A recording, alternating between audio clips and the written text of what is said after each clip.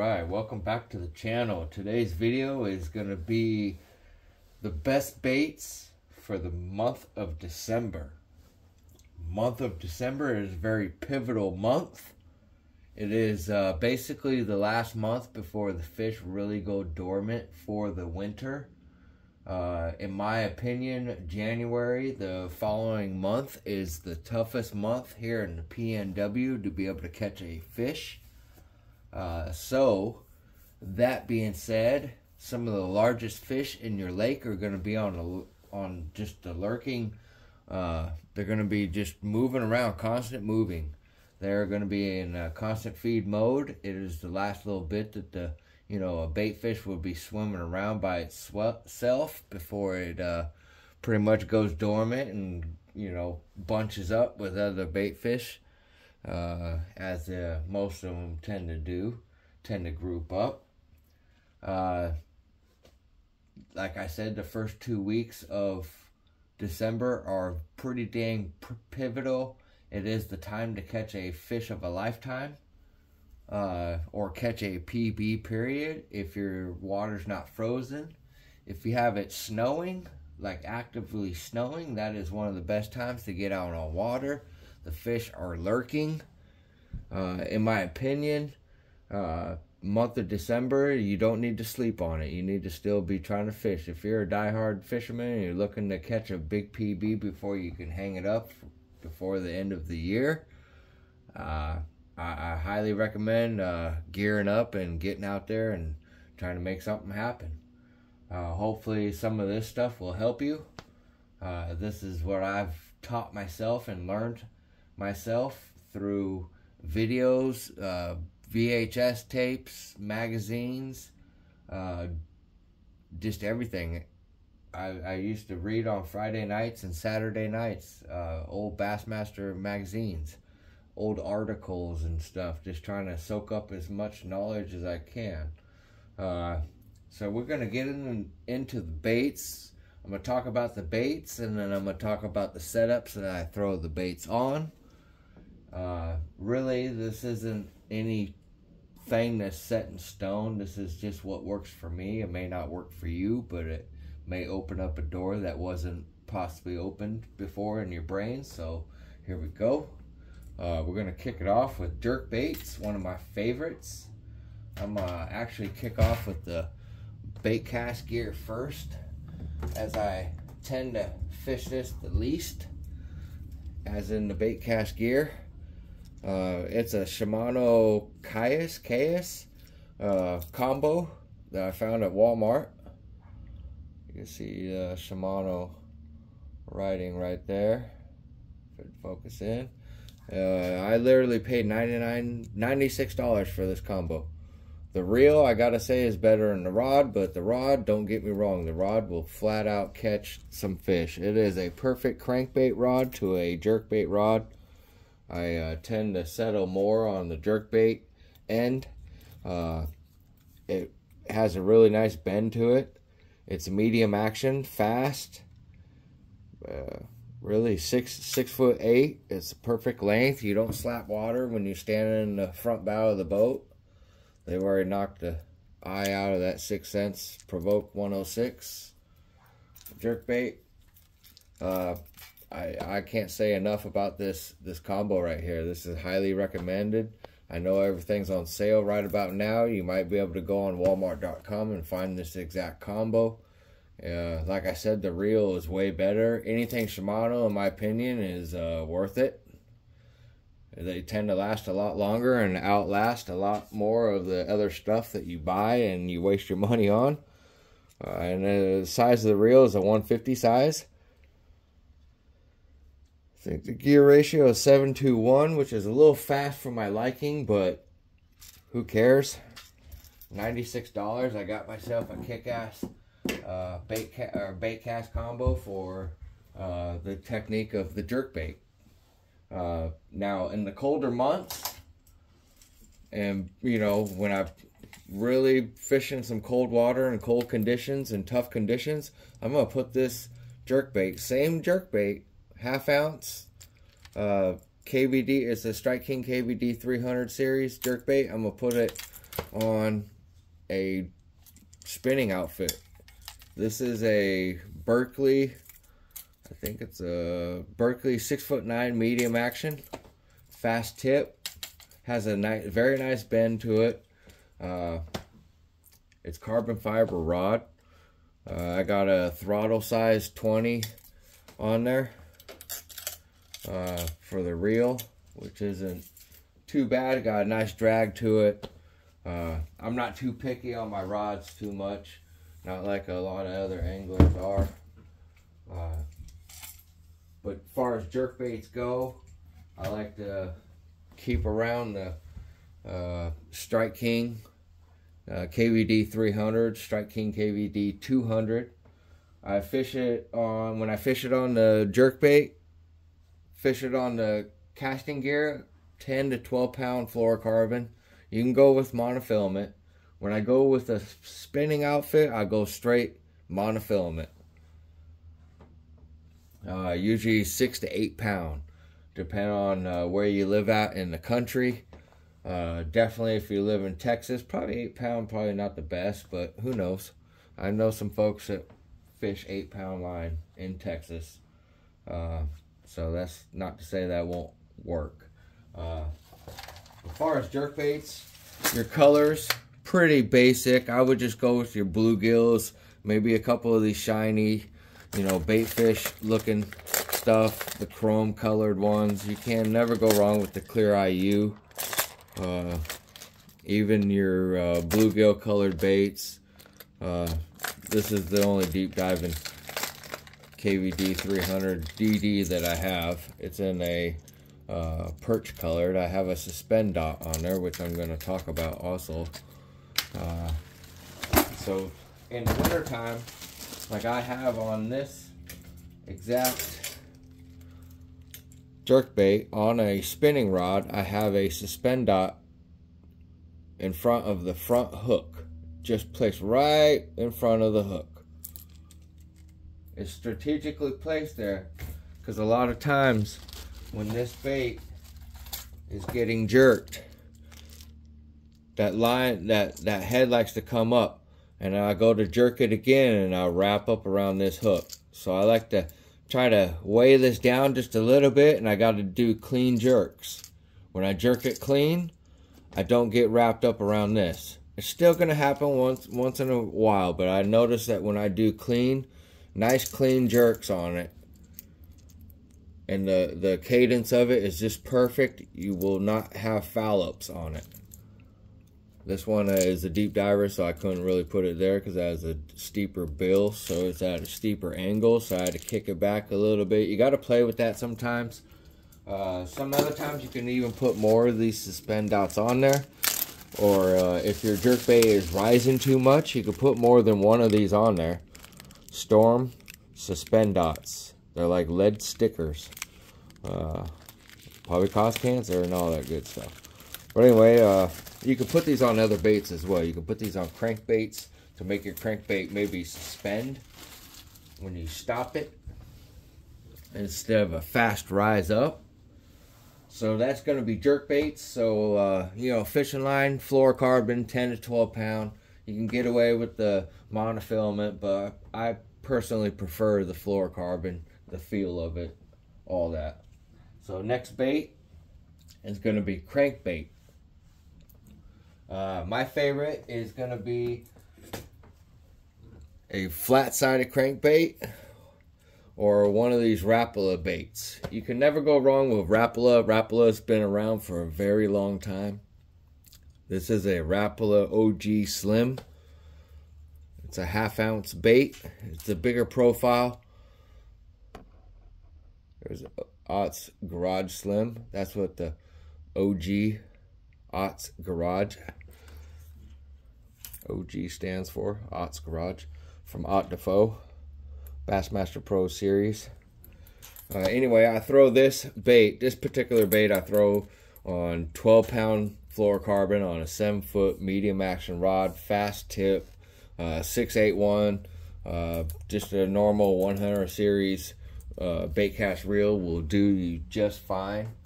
Now, as far as that goes, you can either use 10 or 12 pound fluorocarbon. If you're going to go with the flat-sided crankbaits, there's a bunch of different choices that I tend to go with. A bunch of different sizes I go with. These are all 6 cents right here. You can never go wrong with a bait company like that. They make quality baits. You just got to be careful when you foul this up in the grass not to slap the shit out of the water, or it's going to bust the bill. That'll happen even on any of these baits. Whether they say they have unbreakable bills, they will still break. This one I caught some giant trout on before. Here's some other bait. That is a dives to 4 foot, has a computer board lip on it. It's a bluegill colored. It's designed by Ben Milliken, I think, for 6 cents. So that's going to be those flat-sided ones. If you got to go with the normal size one, it's not my choice, but it will flat out get, it will still get bit in the right conditions. This is a Movement 80X. This has a wide wobble, has a different wobble than any other crankbait that I know of. That's why I love to fish this. This is a Crush 50 right here by 6 cents. This does get the head nod in the wintertime from me. Fall time, summertime, springtime, this bait will just get munched. As you can see, it's got some hook rash on it. I fished a fire out of it. If you got to go up shallow water, these are my recommendations for crankbait category here. The bottom two are going to be your Bandit Footloose, which you fish on 6-pound line, 8-pound fluorocarbon, 6 to 8 pound fluorocarbon on a spinning rod. You can throw this a country mile, catch some trout, yellow perch, walleye, everything. Anything that swims on it, brown trout, anything that swims will eat this. Catfish. Here's another one that's a Bandit, and it goes less than a foot. I've caught some really big trout on this at Lake X when I first got this in the wintertime. Both of these baits. And then this is a Strike King 1XS. Stands for extra shallow, XS. This is a chartreuse sexy shad. I bought it for smallmouth, but it's you have to throw it on spinning gear because it's a 1/4 ounce in weight. I guess you could change and beef up the split rings and maybe beef up the next size up on the hooks to give it a little bit of added weight. Maybe then you could throw it on 10-pound on a you know, a finesse bait gear type of a reel or something like that. Something that's a light setup. But these are the baits for super shallow water. I'm talking like a foot depth, maybe 1 to 3 foot. I would fish this. That style of bait. For those other bigger and flat-sided crankbaits, I would probably definitely stay in about the 5 to 7 foot range for these. That Crush 50, I would stay in about 5 foot of water. So when we get out a little bit deeper, that's where these other baits are going to come into effect. That's going to be these baits that dive down to about 6 to 8 foot, which I have here. This is a Berkley Dredger, I think. Dives to about 8 to 10 foot, depending on line size. This is a Strike King, I think, Series 3. It's an older bait, but it will flat out get bit. This, I forget who makes it, but it's caught me some very nice trout in the wintertime, believe it or not. But the grand champion of the colder water for me is going to be right here, the DT6. I have it in this bluegill color just for the super gin clear water that I tend to fish in the wintertime, especially Angle Lake over by the airport. This bait will get freaking smashed, especially around some of them docks. But this bait is my go-to bait in the colder months.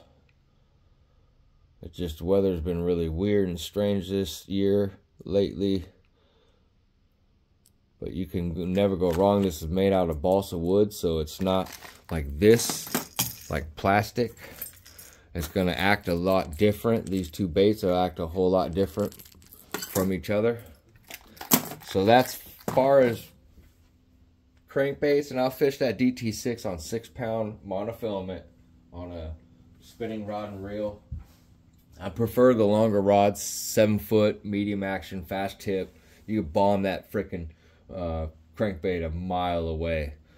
So that's crankbait. Now, the other half of the crankbait is going to be lipless crankbaits, otherwise known as rattle traps. You can't go wrong with these micro rattle traps, you know, like 1/4 ounce ones on a spinning rod and reel, 6 to 8 pound line. There's so many different ways you can fish these.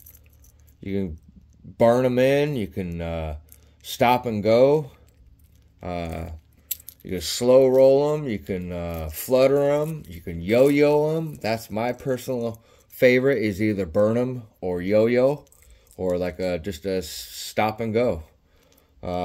They've been around for a very long time. They get bit. They attract all types of fish with the loudness and the attractors that they have built into them. This was one of the first rattle traps that I started yo-yoing in East Texas back in the early 2000s. Taught myself that whole technique. And now I've expanded up to, well, I used to fish this Strike King Red Eye Shad pretty heavy in East Texas when they first come out. This one was from East Texas. It's my old gold go-to. They've knocked the snot out of it, so I super glued the edges of it so it stopped flaking, and colored the white red. This is a 3/4 ounce one right here. This one's for deeper water or just simply going for a bigger fish. This one has a broken treble hook already. It's been a minute since I tied that one on. This is a Rapala. I forget the exact name of it. Might say it. Nope. Oh, it says Rapala, but that's it. Anyway, yeah, this is a Cotton Cordell, I think, or a Bill Lewis. It's old. But those are some of the older ones I use. This is the other one I use.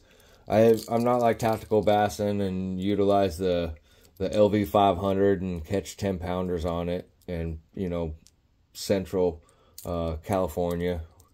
I guess I could do that up here, but I tend to use these when I do use these. But I'm on a different bait wave, I guess, than them. But I have learned a lot from them over the years, definitely. So that is the crankbaits. That's lipless rattle traps, and then that's the crankbaits. It's either one. You get to choose which side of that you prefer. If you have a lot of grass ones, I would prefer the rattle traps. If you have a lot of open water, I probably prefer a crankbait, but I wouldn't hesitate for the rattle trap as well, just being able to cover water with that bait effectively. So that's the crankbaits. That's build or not build. So next bait is going to be umbrella rigs. Now this one's going to be a controversial category to a lot of people. More or less to a lot of people that don't understand this. It's just like any other tool, any other technique that anglers utilize to be able to catch fish effectively and efficiently. You do need to double check with your state regulations before you go out and start throwing these around. The state of Washington allows for 3 hooks. So I got a lot of my baits rigged with 3 live hooks. Like this is a, let's see, Hog Farmer Tactical Bassin 3 flex rig, I think. 3 bait flex rig. Has 3 blades, 3 live hooks. I've left these in the water, so they've gotten some rusty hooks on them, which I could just change. These are just the Strike King Swim Bait Squadron 1/8 of an ounce hooks. I have 2/8, and then the bottom one I have is a 1/4 ounce, so it will keel. It will keel the whole bait, the whole rig like this. That's what you want. You want the very bottom of your rig. You can play with this. You can look at Tactical Bassin. They have a bunch of information about this. They've knocked this and broke one of the heads off. The reason you want to bend your heads 1/4 or 1/2 inch out from the head is there's less stress on the head of your umbrella rig.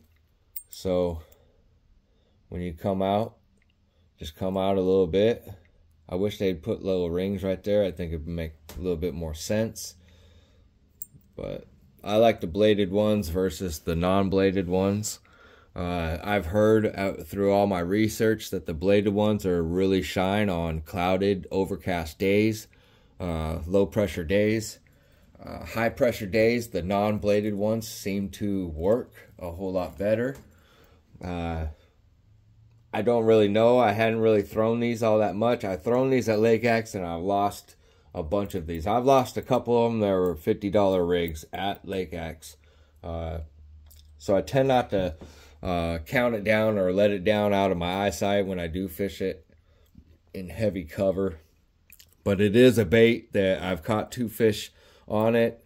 I have not caught 3 fish on it yet, but I really want to. When I run these 5-wire rigs, I usually have the 3 lives on the bottom, and I have 2 dummies on the top. 2 dummies just have these little springs right here. They're simple. They just sit there and act like they're like attractors. And so the middle one, the back middle one, is the one that I want them to hit, and they will single this one out. So I'm gonna help them single it out by putting a different color jig head on this. This is a 1/4 ounce. These are 1/4 ounces, or this is 1/4 ounce. These are 1/8 of an ounce on the outside. So the 1/4 ounce would keel that. I even dip the tail of the back middle one or the very middle one with the chartreuse dip and glow. It does help them signal it out, but you know, 9 out of 10 times they're going to hit the back middle one. For some odd reason, they'll do it on all of these.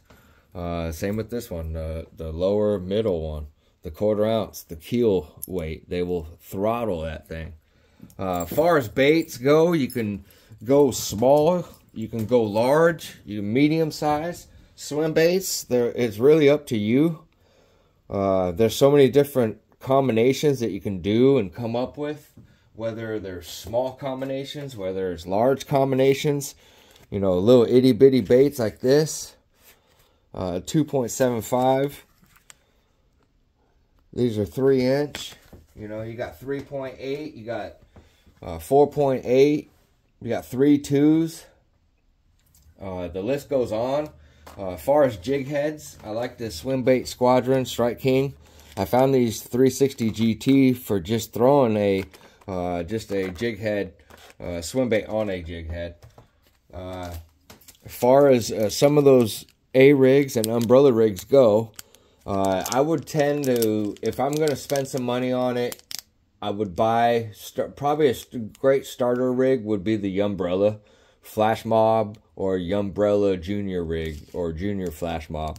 That's probably one of the first A-rigs and umbrella rigs that were out on the market. It's mass produced time after time. It's got good enough hardware on it that you can catch a giant with it, with what's on there. But nothing worse than buying a $20, $30 rig and it not have superior hardware like the Hyperwire split rings that are weighted up to 50 pound right here. The breaking strength. That's a number 4. I swapped some of my crankbaits out because nothing worse than catching a 10 pounder on there and just have that straighten that split ring out. That sucks. So you want to upgrade all your hardware on it, but some of this stuff is already upgraded on there, the hardware, especially the ones that Tactical Bassin puts their name on from Hog Farmer. So a lot of Hog Farmer probably has quality gear on it, hardware on it, that you don't have to upgrade it at all. Because trust me, that would be a heartbreaker to catch a 10 pounder, maybe 2 10 pounders on that rig and have it snap in half and fail because you didn't upgrade it, or the company gave you just shitty ass hardware to begin with. So that would suck. Another thing is to get a little supply of these little CPS springs. My recommendation is large or extra large. Don't be like me and get these super small ones because I never use them. I've had these for a long time. But, you know, size large or extra large. The center punch ones, or center ring ones, those are the better ones, I feel like. You can also utilize those for these underspin for the 7.8 Keitech Magnum underspin. Flashy owner spin. Owner flashy swimmer is what it's called. Anyway, back to swim baits and A-rigs. So combinations, you know, usually I have that back one. Let's go ahead and rig this one up. Let me get this one out. So this one, let's go with this.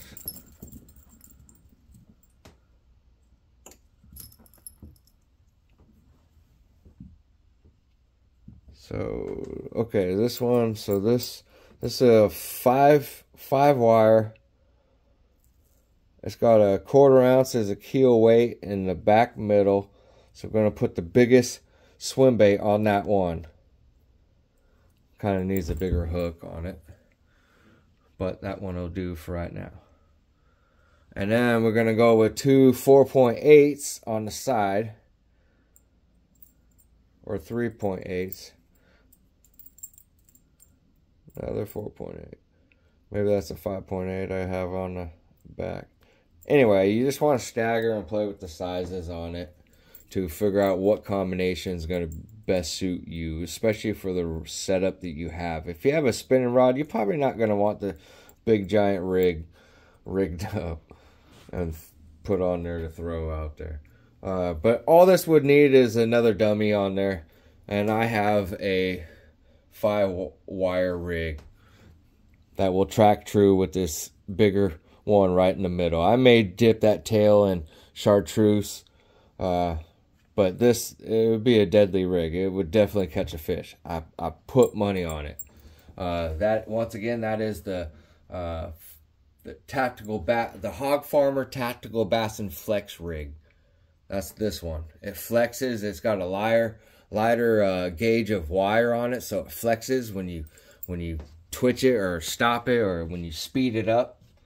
It flexes a whole lot more than your average rig. This one is like the 3-rig finesse 3-rig type of rig. It's by Hog Farmer, and Tactical Bass and put their name on it, so I bought it. It flat out catches fish. This is the one I caught 2 fish on. 2 4-pounders. Very nice. These are just some knockoff stuff that I bought when I first got into it. You can see I've played and changed all this hardware to beefed up, you know, Hyperwire split rings.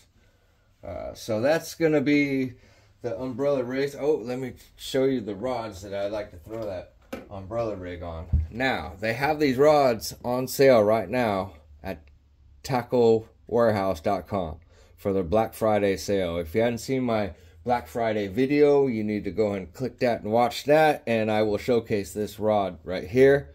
I did not buy this rod. I bought this rod 2 years ago, so I've gotten to play with this rod, but this rod to me is the best rod to throw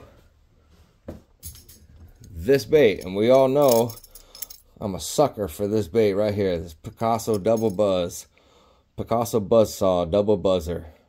I call it Big Red. I catch you know, average of 3 to 5 pound fish with this bait. Anyway, this rod right here is absolutely perfect for that. You can actually, I have 65 pound braid on this. You can actually throw these umbrella rigs with this with ease. This is a 7'6" heavy action flipping stick, Lew's mock rod. Now the other one that you can get away with is the Lew's Mach 7'6" medium heavy. It's the Carolina rig rod that they offer. To me, it's the perfect spinnerbait rod, or in this sense, it's perfect for this umbrella rig, or even the bigger umbrella rig with 20-pound fluorocarbon on there, with at least close to a 200 size reel. Oh, you could never go wrong with that. Would definitely do the job. But they have both those rods on sale right now at tacklewarehouse.com. You should definitely, if you're looking for a rod to be able to throw some of these baits, definitely need to do that. 7'6" medium heavy or the 7'6" heavy. Either one will get the jobs done. That'll definitely help you throw bigger spinner baits, bigger crankbaits, bigger topwaters. You can even throw a swim bait onto a big old jig head like this. Let me take this other one off. This is a 1-ounce jig head on that medium heavy, 7'6". You could definitely fish this in 20-30 feet of water, open water from some smallmouth. They would totally crank that thing. And that rod would totally do that. 20-pound fluorocarbon, probably a little bit thick. You probably get away with 15 to 17-pound fluorocarbon, or even braid and do a leader, a fluorocarbon leader. You can always do that. But the options are endless with those two rods, being introduced into your arsenal. All right, the last bait that we have is swim baits. Swim baits to me is my favorite category. It's becoming my #1 category over the last couple years. I started off throwing these baits. I started throwing these little bluegill swim baits that were pre-made and stuff like that. It's changed over the years, and it's gotten to the point where I'm really liking that 10-inch mag draft or the 8-inch mag draft. Just the last couple of months, I've really taken a liking into fishing the glide baits. But this is what I started throwing, 20 years ago, is baits like this. It's really changed. It's really changed over the last 15-20 years. But this is what I kind of threw 2 years ago, was the Keitech 7.8. And it was on this type of a hook system right here. I can do this one better. But you just screw lock that thing in there and you can make it weedless. Has a big old friggin' blade kicking underneath it. This is a 7.8 Keitech swim bait. Has a big old wide wobble paddle tail on it. Kicks up and disturbs a lot of water. It's perfect. I fished out on a 7'10", extra heavy, extra fast rod that's rated 1 to 3 ounces.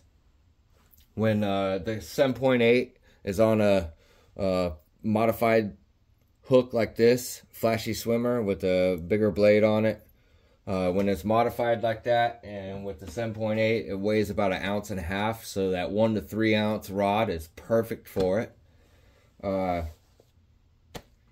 I'm pretty sure you can get away with throwing a 7.8 Keitech on a flipping stick on that loop, or that Lew's Mach series rod, 7'6" heavy action rod. Really, you can get away with that easily. This year they did not have far as any really good 8-foot swim bait rods that were affordable or budget friendly. I did not see any, so that was unfortunate. But I do have 13 Fishing Defy Black 8-foot rod that I throw the 10-inch mag draft on. This thing is rated 8 to 14 ounces. Yes, 8 to 14 ounces, 8 foot. It is a beast of a rod. It was like a $130 rod. They don't make it anymore. It's discontinued. But I'm telling you, it throws that 10-inch mag draft that weighs 6 ounces. It throws it with ease. I throw that on 30-pound fluorocarbon. If you guys don't already know, tends to throw these 3 ounce glide baits fairly easy. There's a bunch of different ones. Right now I'm messing with the slow sinking glide bait. This is the actual fast sinking glide bait, or a faster sinking glide bait. But yeah, other than that, that's about the best baits for the month of December. Jerk baits, crankbait, umbrella rigs, and swim baits. The choice is yours. Don't be afraid, once again, when you're doing these umbrella rigs, to super glue your swim baits to the jig heads. It'll keep a lot of stupid stuff from happening. So just a quick little tip there. But once again, if you are looking for a swim bait rod to start out with, I highly recommend going to Tackle Warehouse and picking out one of those Mach series rods. I think it's literally $79.99 right now. Anyway, that's going to do it for the video for today. Thank you for watching. Hit the like button. Comment below if you have anything to comment. Other than that, good luck fishing. Good luck hunting. Swimbait79 out.